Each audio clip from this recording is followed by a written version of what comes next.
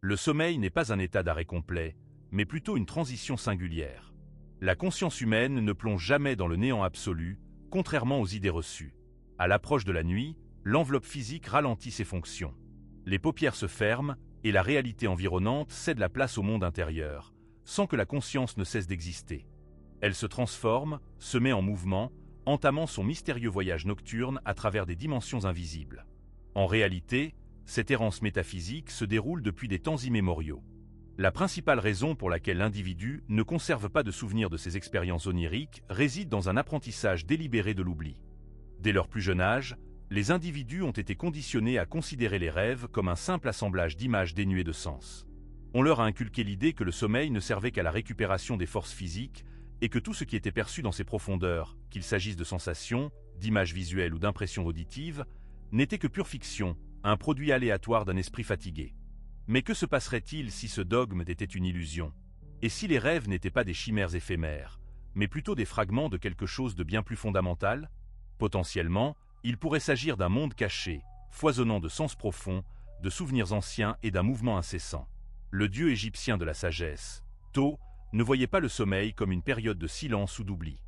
Au contraire, il y discernait un passage, un portail mystique menant à d'autres dimensions, où l'âme humaine pouvait retrouver sa puissance originelle.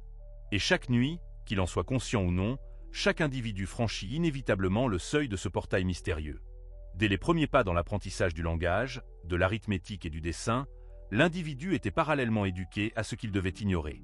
On lui inculquait que les rêves n'étaient que des jeux bizarres de son propre cerveau. Il était affirmé que toutes les voix, les paysages et les images apparaissant en rêve étaient dépourvus de toute signification. « Ce n'est qu'un rêve », répondait-on. Chaque fois que quelqu'un tentait de raconter un événement inhabituel, beau ou effrayant, vécu pendant le repos nocturne, la réaction était prévisible et uniforme. N'y prête pas attention. Oublie ça. Supprime ces sensations. Une telle attitude n'était pas le fruit du hasard. Elle représentait la première et fondamentale leçon dans le processus d'auto-oubli de l'individu. Initialement, l'être humain naît avec une perception ouverte. Ses premiers rêves se distinguaient par leur vivacité extraordinaire, leur caractère sauvage et leur profonde symbolique.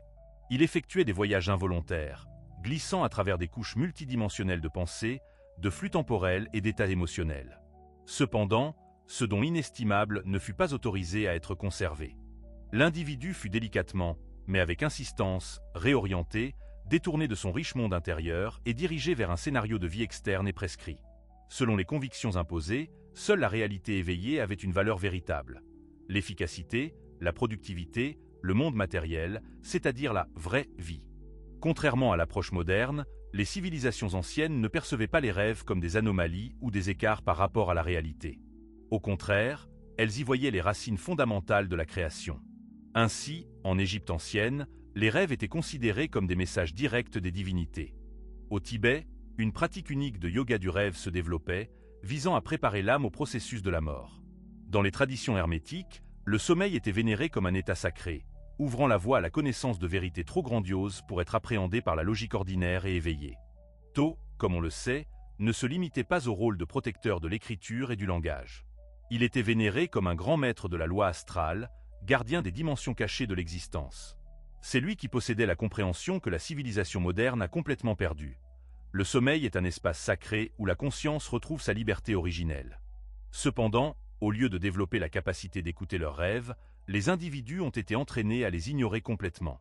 Les établissements d'enseignement ne visaient pas le souvenir des rêves, mais exigeaient la mémorisation d'équations mathématiques. Les médias ne glorifiaient jamais le rêveur, préférant célébrer l'acteur pragmatique. Et si quelqu'un osait rêver de quelque chose de plus élevé, mystique ou profond, cela était discrètement pathologisé. La rêverie fut associée à l'infantilisme. La spiritualité reçut l'étiquette d'irrationalité. L'intuition, quant à elle, fut perçue comme potentiellement dangereuse. Ainsi, l'humanité a progressivement perdu sa compétence la plus précieuse, la capacité innée à percevoir les couches multidimensionnelles de la réalité. Les muscles du rêve se sont atrophiés et la vision intérieure s'est obscurcie. Cependant, cette programmation systémique s'est enracinée encore plus profondément dans la conscience. Les individus étaient convaincus que le véritable succès était déterminé exclusivement par des résultats visibles, des objectifs clairement définis, des scores élevés et des réalisations mesurables. Dans ce paradigme, le sommeil est devenu un signe de faiblesse. Le repos est devenu synonyme d'oisiveté. Et l'immobilité était associée à une stagnation indésirable. Pourtant, le véritable sommeil n'est pas un état passif.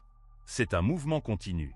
Il est silencieux, caché, à peine perceptible, mais il possède une puissance bien plus grande que toute activité diurne de l'individu. Car tandis que le corps physique est au repos, l'esprit effectue de vastes déplacements à travers les paysages infinis de la mémoire, des expériences émotionnelles, des images archétypales et des flux énergétiques. La vérité est que l'être humain n'était pas censé être séparé de sa vie onirique. Le système moderne n'a pas seulement volé son temps, il lui a volé une nuit entière. Cependant, ce lien peut être restauré, car cette sensibilité profonde, cet instinct qui a toujours été présent en l'homme, lui suggérant que quelque chose de plus grand se passait dans les rêves que ce qu'on lui inculquait, n'a jamais été une illusion. Cela a simplement été profondément enfoui. Cette connaissance secrète a été ensevelie sous le poids des horaires rigides, des écrans scintillants et des lumières fluorescentes des salles de classe, où l'on inculquait sans relâche.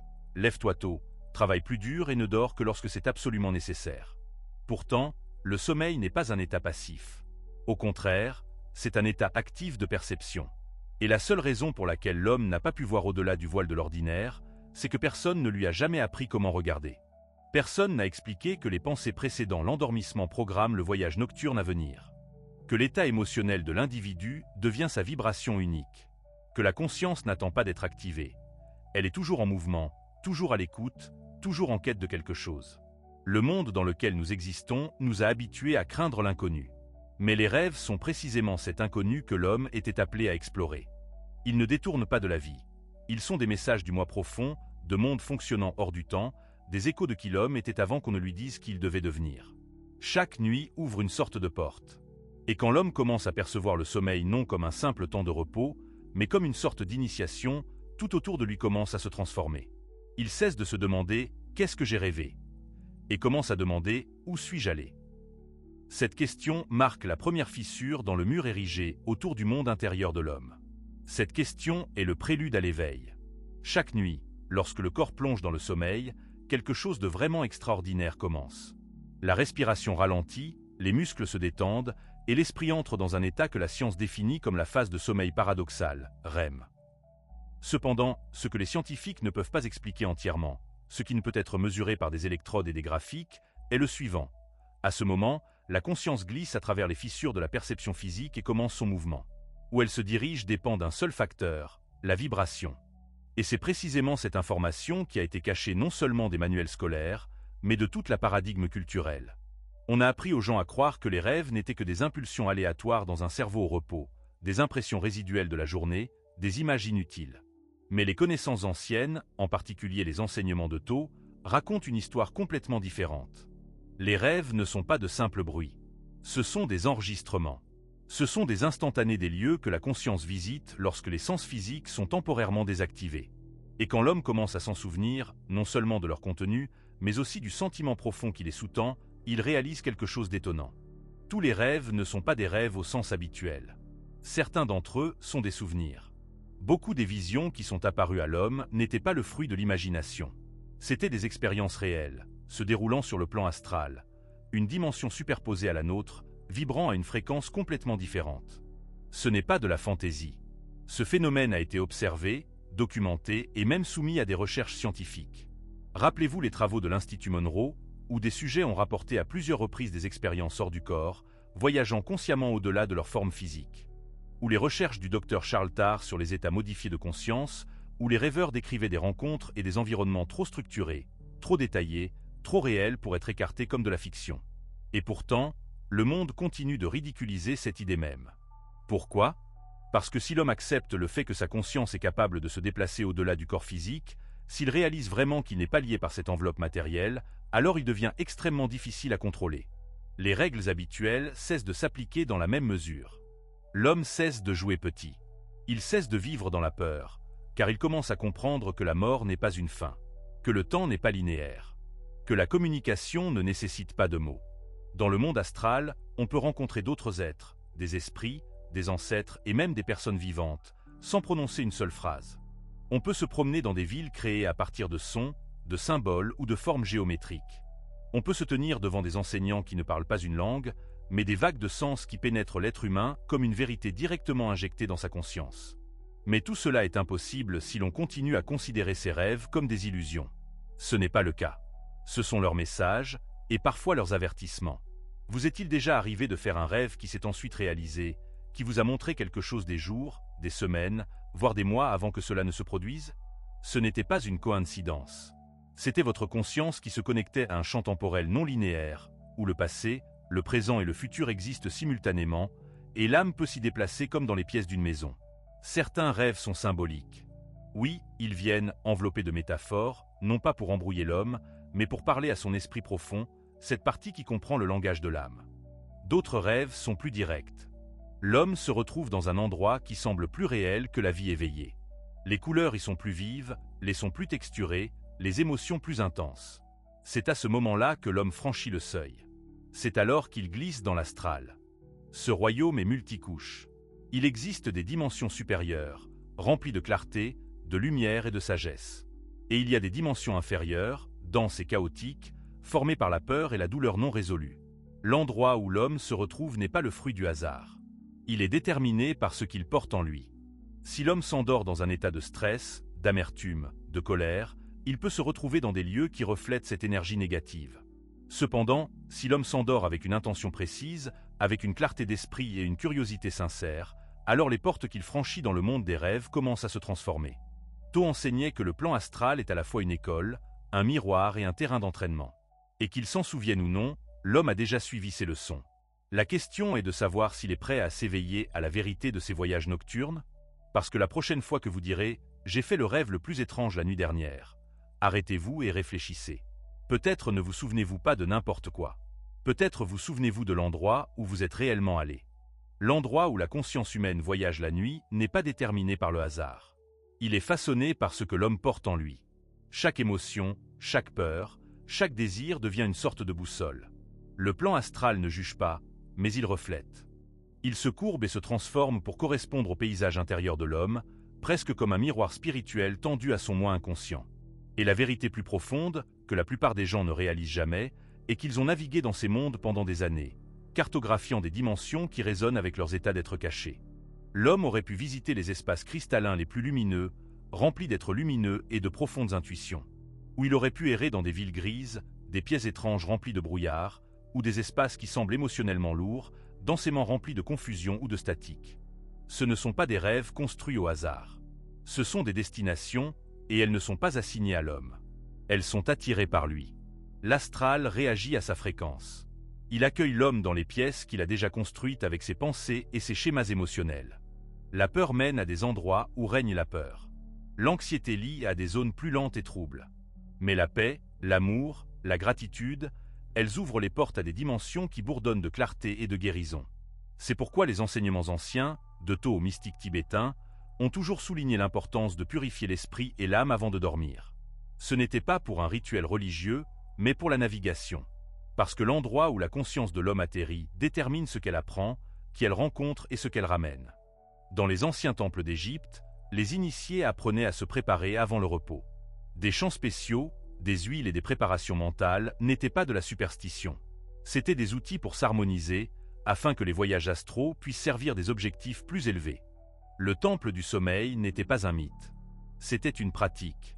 Les enseignements de Tho, gravés sur les tablettes d'émeraude, indiquent que la maîtrise du sommeil mène à la maîtrise des mondes au-delà du physique. Et par cette maîtrise, nous évoluons. Lorsque l'homme prend conscience de ce processus, même une simple routine avant le coucher devient sacrée. Ses dernières pensées avant de dormir ne sont pas insignifiantes. C'est la clé de contact.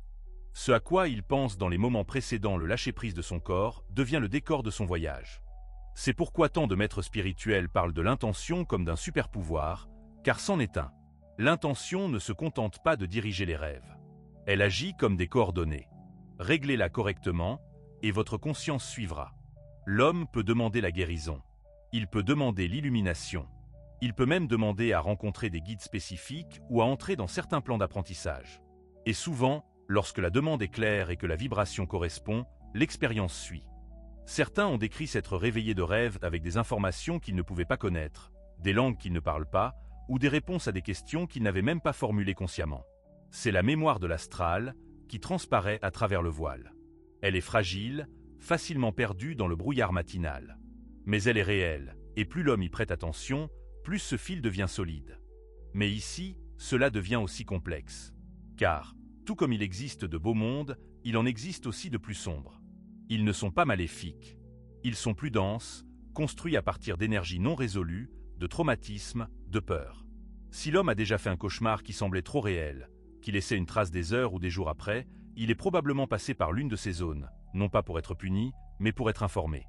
Ce sont des appels à la résolution, à la libération, à la transmutation.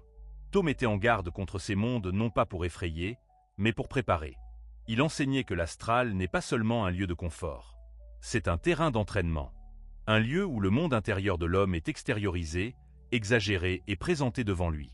Non pas pour le tourmenter, mais pour lui donner la matière première nécessaire à son évolution. C'est une chose de lire la vérité dans un livre. C'en est une autre de la confronter dans un monde où l'illusion se dissout et où l'énergie émotionnelle de l'homme forme les murs autour de lui. C'est ici que se produit le véritable changement. Lorsque l'homme cesse de voir le sommeil comme une pause et commence à le traiter comme un terrain d'entraînement, ses nuits commencent à changer. Il ne craint plus l'obscurité et n'ignore plus les visions. Il s'y plonge. Il devient curieux. C'est ici que la perspicacité devient nécessaire. Il ne s'agit pas seulement d'interpréter des symboles, mais de comprendre profondément sa propre carte intérieure.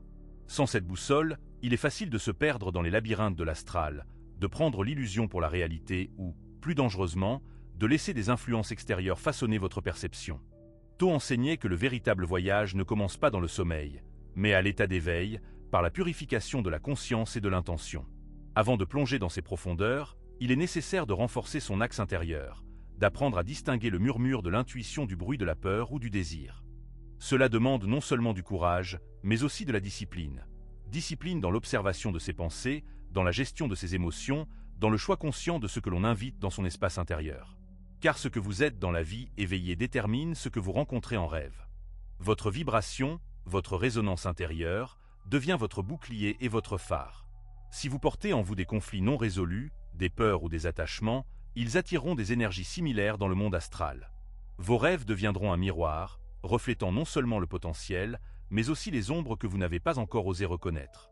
Ainsi, les rêves cessent d'être une expérience passive et se transforment en un champ de travail actif. Chaque rencontre, chaque symbole, chaque défi est une invitation à la connaissance de soi, une opportunité non seulement d'observer, mais d'interagir, de poser des questions, de guérir et d'intégrer. C'est le chemin pour devenir non pas un simple rêveur, mais un voyageur conscient, capable de s'orienter dans ces réalités multidimensionnelles. Un chemin que Tho a tracé pour ceux qui sont prêts à se souvenir qu'ils ne sont pas seulement chairs, mais une conscience infinie, capable de traverser les mondes et les temps. C'est dans ce voyage conscient, dans cette danse constante entre l'éveil et le sommeil, entre le physique et l'astral, que l'homme commence à véritablement évoluer. Il cesse d'être une victime des circonstances et devient le créateur de son expérience, tant à l'intérieur qu'à l'extérieur. C'est dans cette descente consciente, dans ce retour au rituel, que réside la clé pour libérer un potentiel oublié. Le sommeil cesse ainsi d'être une simple pause entre les jours, se transformant en un champ actif de croissance et de transformation. Ce n'est pas seulement un repos pour le corps, mais aussi une opportunité pour l'âme de voyager, d'apprendre et de guérir. Lorsque l'homme commence à aborder cet espace liminal avec intention, il cesse d'être un observateur passif de ses rêves et en devient un participant actif, et parfois même un créateur. Cette pratique, qui semble simple, possède une force profonde. Elle permet de reprogrammer les schémas intérieurs qui façonnent notre réalité. Si, pendant la journée, l'esprit conscient est occupé à analyser, critiquer et résister, dans les moments précédant le sommeil, ces barrières s'affaiblissent. Le subconscient, tel un sol fertile, est prêt à recevoir toutes les graines qu'on y jette. Et si ces graines sont choisies consciemment ou qu'il s'agisse d'affirmations, de visualisations ou de simples questions, elles commencent à germer, formant de nouvelles croyances, ouvrant de nouvelles voies et attirant de nouvelles opportunités. Tho, l'ancien maître, l'avait compris. Il savait que l'esprit n'est pas seulement un outil de traitement de l'information, mais aussi un puissant créateur. Et que les moments précédant le sommeil sont un temps sacré où l'homme peut communiquer directement avec son architecte intérieur. Cela ne nécessite pas de rituels complexes ou de cérémonies mystiques. Il suffit de présence, de clarté d'intention et de foi en ce que le monde intérieur répond à notre appel. Le monde moderne, avec son flux constant d'informations et de distractions, nous a désappris cette connexion intérieure. Nous avons oublié comment écouter notre voix intérieure, comment diriger notre énergie. Au lieu de cela, nous laissons des forces extérieures, médias, peurs, opinions d'autrui, programmer notre subconscient. Et alors nos rêves deviennent le reflet de ce chaos, et non une source de sagesse et de guérison. Mais ce cycle peut être brisé.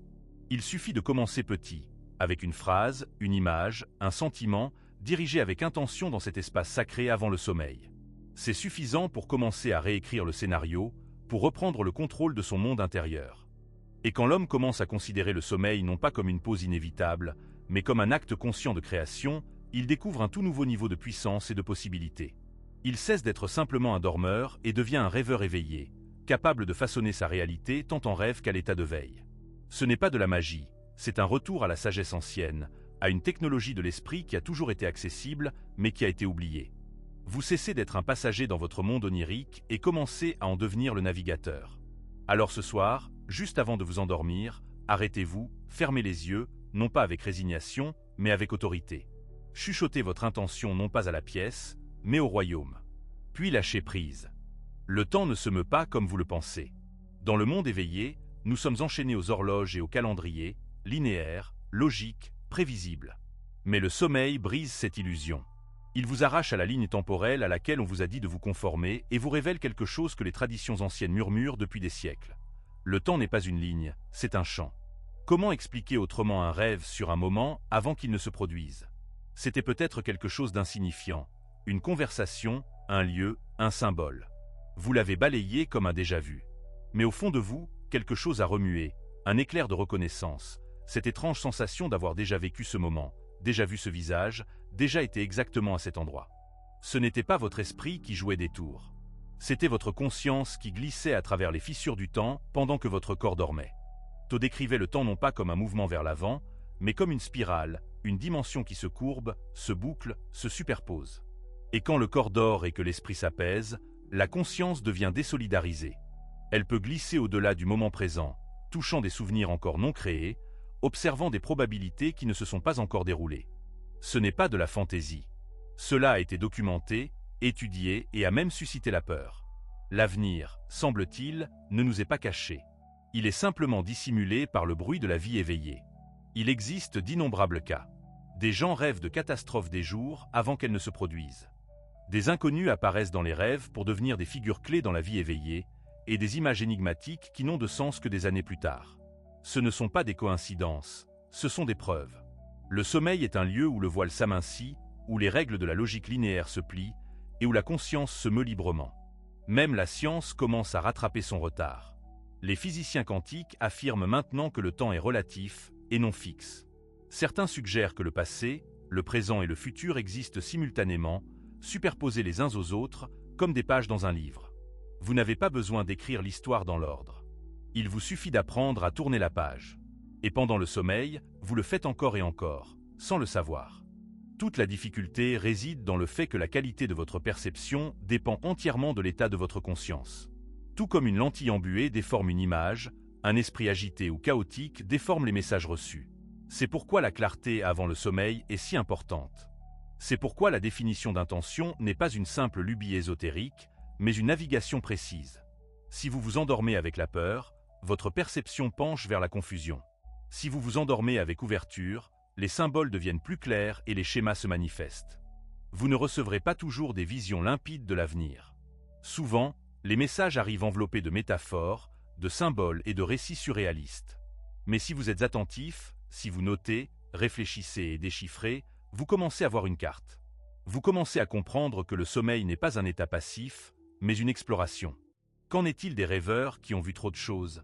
Ceux qui se réveillent bouleversés, comme s'ils avaient été dans un endroit trop réel, trop détaillé pour être simplement ignorés.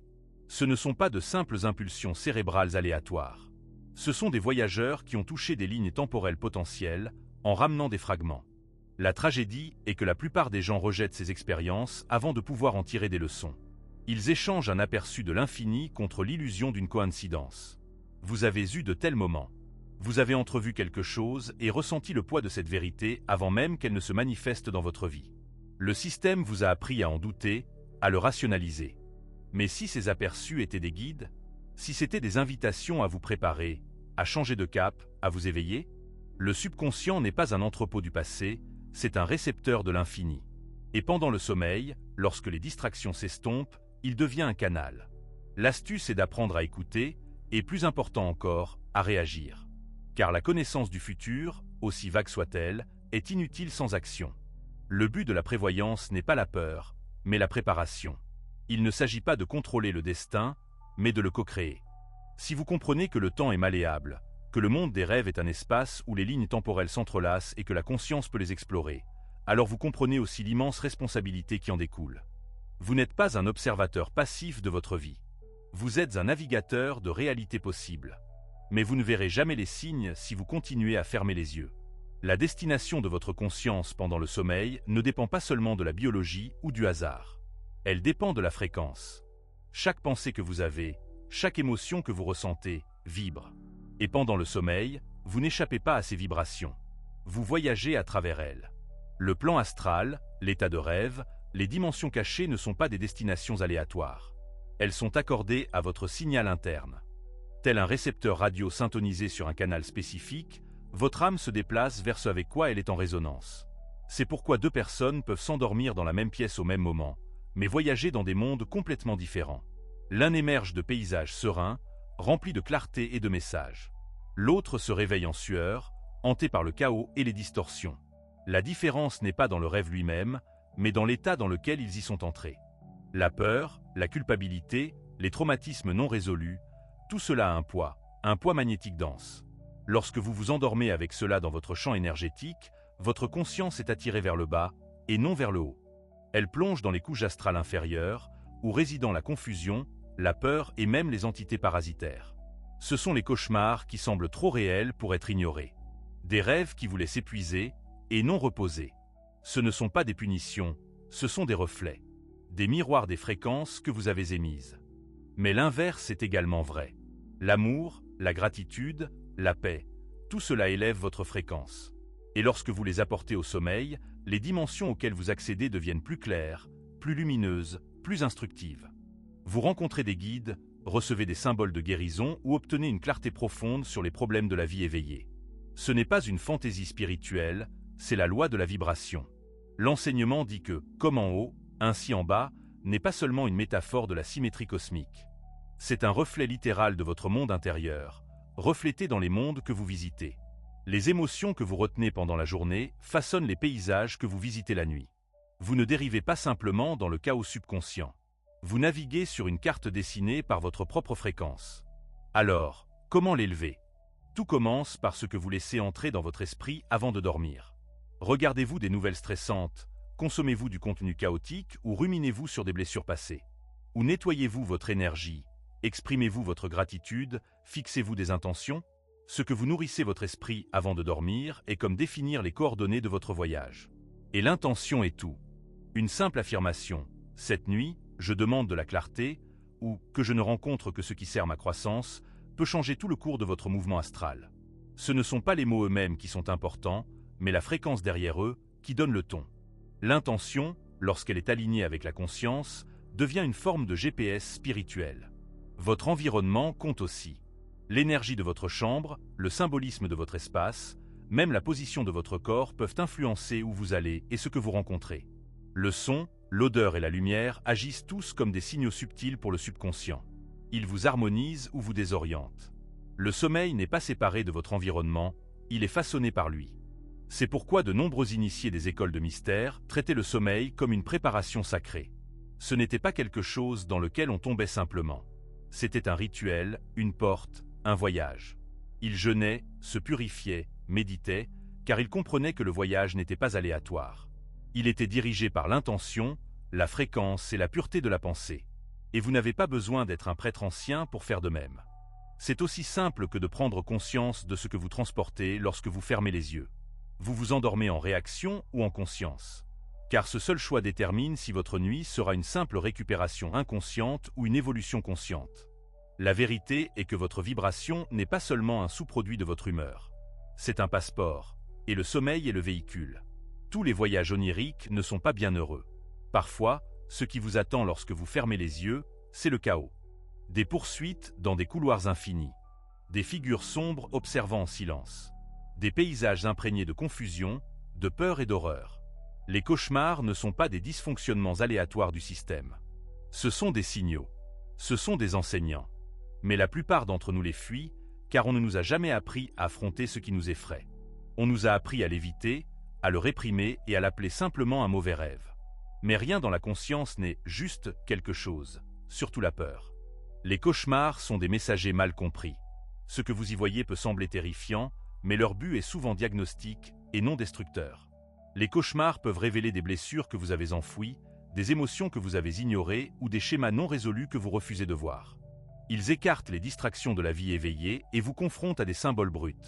Un animal agressif, une structure qui s'effondre, une figure silencieuse qui vous poursuit.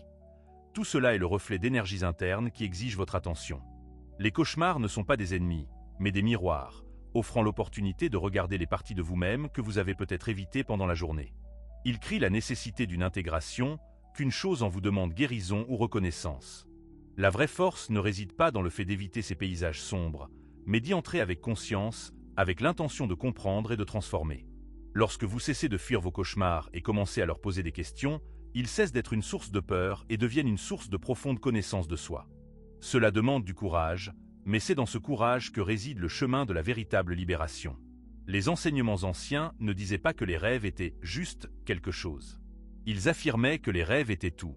Ce ne sont pas de simples images aléatoires, mais des messages élaborés, des ponts entre les mondes, des leçons que nous devons apprendre. Le système, cependant, a cherché à vous convaincre du contraire. Il voulait que vous croyiez que vos voyages nocturnes étaient insignifiants, qu'ils n'avaient aucune importance pour votre vie éveillée. Car si vous ne comprenez pas vos rêves, vous ne vous comprenez pas vous-même. Si vous n'explorez pas ces paysages intérieurs, vous restez lié à la réalité superficielle qui vous est imposée. Pensez à la facilité avec laquelle nous rejetons un rêve vif, troublant ou même prophétique. Avec quelle rapidité nous nous disons « ce n'est qu'un rêve » pour éviter l'inconfort ou la nécessité de lui donner un sens. C'est la victoire du système. Il nous a convaincus d'ignorer l'un des outils les plus puissants de connaissance de soi et d'évolution. Il nous a privés de la possibilité d'apprendre, de grandir et de nous souvenir de qui nous sommes vraiment, au-delà du corps physique et des constructions sociales. Mais lorsque vous commencez à traiter vos rêves comme des textes sacrés, comme des lettres personnelles de votre soi supérieur ou de l'univers, alors la véritable transformation commence. Vous commencez à tenir un journal de rêves, notant non seulement l'intrigue, mais aussi les émotions, les symboles, les sensations. Vous commencez à y réfléchir, à chercher des liens avec votre vie éveillée, à poser des questions. Et progressivement, couche par couche, le voile commence à se lever. Vous découvrez que vos rêves ne sont pas seulement des reflets du passé, mais aussi des annonciateurs du futur, des guides pour le présent. Ils vous montrent où vous êtes bloqué, où vous avez besoin de guérison, où se cachent vos vrais désirs et votre potentiel. Ils deviennent votre oracle personnel, votre enseignant intérieur, toujours disponible si seulement vous êtes prêt à écouter. C'est dans cette interaction consciente avec votre monde onirique que vous commencez à retrouver votre pouvoir. Vous cessez d'être une marionnette des circonstances extérieures et devenez un participant actif de votre destin. Vous commencez à comprendre que la réalité est bien plus vaste et multidimensionnelle qu'on ne vous l'a jamais dit. Et qu'en tant qu'être conscient, vous êtes capable de naviguer dans ces dimensions, d'y apprendre et de ramener cette sagesse dans votre vie éveillée. Ce n'est pas seulement un changement d'habitude. C'est un changement de paradigme. C'est un éveil à la vérité que les anciens ont toujours connue. Le sommeil n'est pas la fin de la journée, c'est le début d'un voyage infini. Et chaque fois que vous fermez les yeux avec intention, vous faites un pas pour devenir ce que vous avez toujours été destiné à être. Conscient, éveillé, libre. Ils enseignaient que pendant le sommeil, l'âme relâche son emprise sur l'enveloppe physique et voyage, parfois guidée, parfois perdue. Le voyage n'est pas métaphorique. Il est énergétique, vibratoire et de plus en plus confirmé par la science moderne. Les recherches sur la conscience quantique et l'étude de la conscience non locale commencent tout juste à corroborer ce que les mystiques ont toujours su. L'esprit n'est pas confiné au crâne. Le sommeil n'est pas la fin de la conscience. C'est le début d'une autre de ses couches.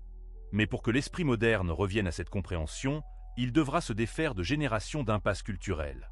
On nous a appris à craindre l'inconnu, à l'expliquer, à le priver de son mystère, jusqu'à ce qu'il ne reste qu'un cerveau au repos et un tas d'images dénuées de sens. Mais si les rêves étaient si insignifiants, pourquoi nous souvenons-nous de ceux qui comptent? Pourquoi nous réveillons-nous après certaines nuits avec un message qui résonne, un sentiment qui persiste, un changement qui commence? Le sommeil n'est pas une perte de temps. Il est sacré. Et au moment où vous commencez à le traiter comme un temps pour fixer des intentions, revoir des leçons, demander des conseils et diriger consciemment votre énergie, tout commence à changer. Vous ne vous couchez pas simplement. Vous vous préparez à l'exploration. Vous syntonisez votre esprit pour recevoir, pour vous reconnecter, pour vous souvenir. Et cela ne nécessite pas de technologie coûteuse ou de rituels secrets. Cela demande de la présence. Cela demande la décision de traiter vos nuits avec la même conscience que vos jours. Car voici ce qu'on ne vous dira pas. La majeure partie de votre croissance spirituelle ne se produit pas pendant la méditation ou le yoga. Elle se produit la nuit, lorsque l'esprit est calme. Lorsque l'ego est suspendu, lorsque l'âme est libre de vagabonder, c'est alors que les mises à jour se produisent. C'est alors que le véritable apprentissage commence. C'est alors que vous vous souvenez que la conscience n'est pas quelque chose que vous avez. C'est ce que vous êtes, quelque chose d'infini, quelque chose qui ne dort jamais vraiment. Et ce n'est que le début. Vous n'avez pas besoin d'être un moine ou un mystique pour accéder à ces vérités. Il vous suffit de commencer à prêter attention au monde derrière vos paupières. De respecter votre sommeil comme le voyage multidimensionnel qu'il est réellement. De considérer vos rêves non pas comme des distractions, mais comme des données de l'âme. Car chaque nuit, vous avez la chance de grandir, d'explorer, de vous connecter à quelque chose de plus grand. Mais vous devez le choisir. Vous devez le vouloir. Alors, voici votre prochaine étape ce soir. Ne vous contentez pas de vous coucher. Fixez une intention. Posez une question. Invitez votre soi supérieur, vos guides, votre subconscient, quel que soit le langage que vous préférez, à vous montrer ce que vous avez besoin de voir. Gardez un journal près de votre lit. Notez ce dont vous vous souvenez. Des schémas apparaîtront, les messages deviendront plus clairs, et progressivement le mur entre l'éveil et le rêve s'amincira, jusqu'à ce qu'un jour vous ne vous sentiez plus comme deux personnes différentes vivant deux vies différentes. Vous vous sentirez entier, éveillé en permanence. Et quand cela arrivera, quand de plus en plus d'entre nous commenceront à marcher dans le monde avec le souvenir de leurs rêves, le système perdra son emprise. Car une population qui rêve consciemment ne peut pas être contrôlée inconsciemment. Une société qui traite le sommeil comme sacré construit une culture de force intérieure. Et lorsque les gens s'éveillent dans leurs rêves, ils s'éveillent inévitablement aussi dans leur vie. Cet éveil ne se limite pas à l'expérience personnelle. Il commence à s'infiltrer dans la conscience collective, modifiant le tissu même de la réalité que nous percevons. Quand suffisamment de personnes commencent à voyager consciemment dans leurs rêves, à échanger ces expériences et à intégrer les connaissances acquises dans leur vie quotidienne, cela crée une vague de résonance capable de transformer le monde. L'imagination cesse d'être une simple fantaisie pour devenir un outil de formation de l'avenir. L'intuition s'aiguise, permettant de prendre des décisions plus sages, fondées non sur la peur ou la logique, mais sur une profonde connaissance intérieure. La créativité s'épanouit, car les frontières entre le possible et l'impossible s'estompent. Les problèmes qui semblaient insolubles à l'état de veille trouvent leur solution dans les profondeurs des rêves. Les gens commencent à se voir non pas comme des individus séparés, mais comme des parties interconnectées d'un tout, ce qui conduit à une plus grande compassion, compréhension et coopération. Le système, fondé sur la division, la peur et le contrôle, commence à s'effondrer, car son fondement, une population inconsciente, disparaît. Ce n'est pas une révolution armée, mais une révolution de la conscience. Elle commence tranquillement, dans l'intimité de votre chambre, par une simple intention avant de dormir. Mais ses conséquences peuvent être grandioses, changeant non seulement votre vie personnelle, mais aussi le destin de toute l'humanité. Car lorsque vous vous souvenez de qui vous êtes vraiment, une conscience infinie, capable de voyager à travers le temps et l'espace, vous devenez une force qu'il est impossible de réprimer. Vous devenez un phare, éclairant le chemin pour d'autres qui sont également prêts à s'éveiller. Et alors, le sommeil cesse d'être un simple repos. Il devient un acte de résistance, un acte de création, un acte de libération.